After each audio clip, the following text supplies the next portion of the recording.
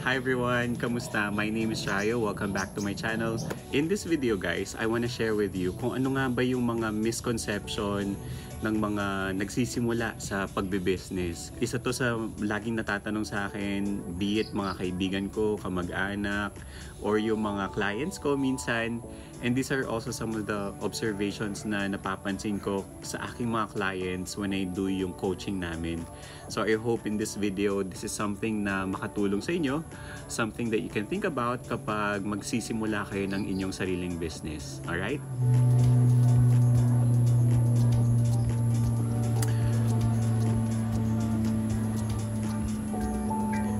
Isa sa mga pinakaunang natatanong sa akin is how do I manage my time? As a lot of you may know, I have a full-time job. I work on a regular 9 to 6 schedule, Monday to Friday. I also like going to the gym, having a run, doing something for my physical health. I also like going out with Raven, of course. Kasama ko rin si Rai, we go out. Isa sa mga ginagawa ko rin ay yung paglalaro ng PlayStation. I am also a fan of mobile games. So, isa yun sa mga kumukuha rin ng oras ko minsan. Paano ko nga ba na-manage yung time ko? It's very simple. I really make sure that I manage my time. At ang kasama sa pagmamanage natin guys is to make sure na kapag meron tayong kailangang gawin na specific activity, we take out yung mga distractions dun sa activity na yun. Isang way na natutunan ko, and I have been doing this for quite some time, is yung social media. Yung pagpo-post, pagtitingin ko sino nag-like or nag-comment ng aking bagong post, no, nung picture ko, nung kinain ko, or kung saan ako pumunta. It's no longer something that is important for me. So yung mga apps na yan, wala na yan sa phone ko. Kapag napapanood niyo ako sa Facebook, it's only because I go to my laptop and I log in sa site, tas I post my video. After that, hindi nyo na ako makikita. Isa sa pinaka-importante magawa ng anyone na nagsisimula sa pagbe-business is to really take out yung ganong klaseng distractions and also refocus yung time na yon sa gusto nating gawin. Second misconception ng anyone na nagsisimula sa pagbe-business ay yung pagbabayad ng ads para lumaki yung kanilang Facebook page o kaya magkaroon ng benta sa kanilang mga online shopping platform apps. Nagbabayad sila ng ads para magkaroon ng additional mileage yung kanilang page. Be it yung Facebook page or yung kanilang online shopping na page. Now, I'm really against sa pagbabayad ng ads. Of course, isang business owner ang kausap ninyo, and ang paggawa ng ganun, ang pagbayad ng ads ay unang-una magastos, no? So, hindi ka nagkakaroon ng potential customers dahil sa mga likers mo. So, sa 100 siguro na nag-like ng page mo, baka 10 doon yung magtatanong, sa 10 nagtanong, baka may isang bumili. Of course, sasabihin niyo sa akin, oh, baka may isang bumili.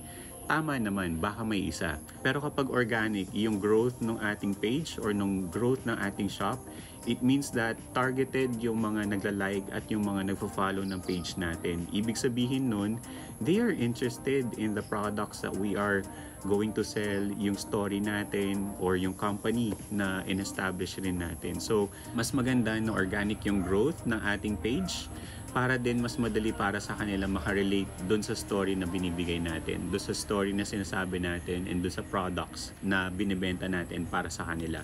I think it was around 2020 nung makita ko yung isa sa mga business owners sa US, no, fina-follow ko siya sa Twitter before.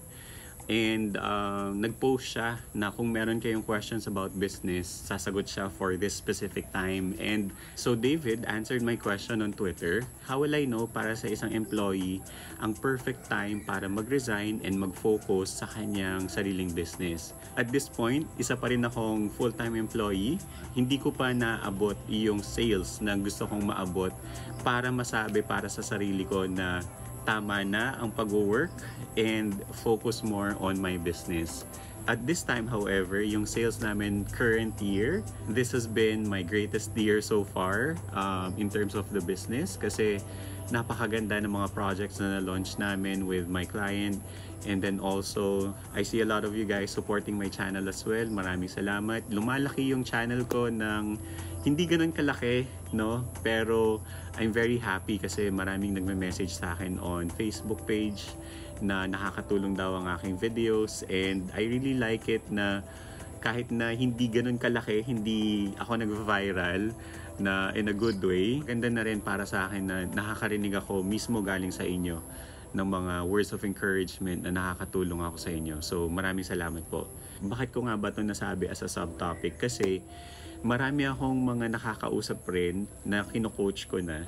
Kasi meron silang perception of work and business on a separate entity na yung sa work medyo mapangit. So, medyo negative yung tingin nila sa trabaho na gusto nilang takasan, gusto nilang makawala dun sa trabahong yun and really have their own business. Yun yung gusto nilang goal.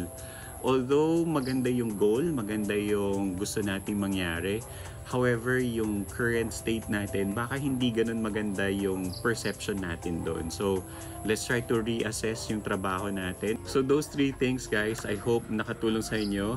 So, yung pag-a-ads, yung paano natin mamamanage yung time natin, and of course, yung pag-alis sa ating current na trabaho. Ito yung mga bagay na kailangan ninyo mapag-isipan and you need to decide on. These are things na mahirap i-decide. So kapag kailangan ninyo ng another set of eyes or gusto ninyong palawakin yung inyong perception on your current state, you can always send me a message sa aking Facebook page.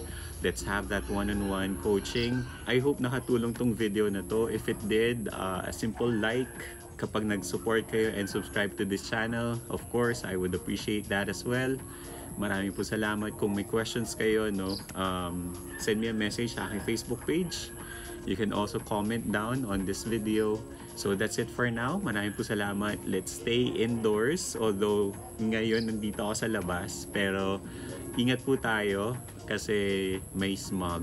So yun, sana po lagi tayo mag-iingat. Alright? Maraming po salamat. Bye-bye.